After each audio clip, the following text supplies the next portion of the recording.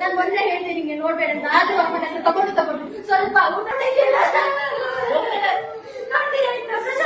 ನೋಡ್ಬೇಡ ನಾವು ನೋಡಿ ನಿಮ್ಗೆ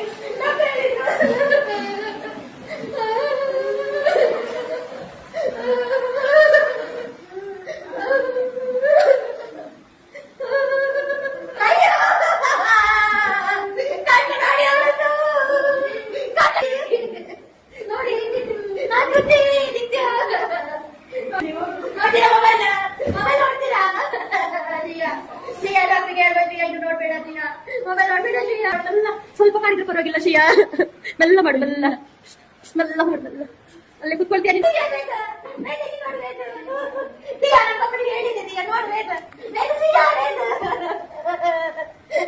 ನೀನು ನೋಡ್ತೀಯಾ? ನೋಡಿ ಮೊಬೈಲ್ ನೋಡ್ತೀಯಾ? ನೀನ್ ನೋಡ್ತೀಯಾ? ನೋಡ್ತೀಯಾ?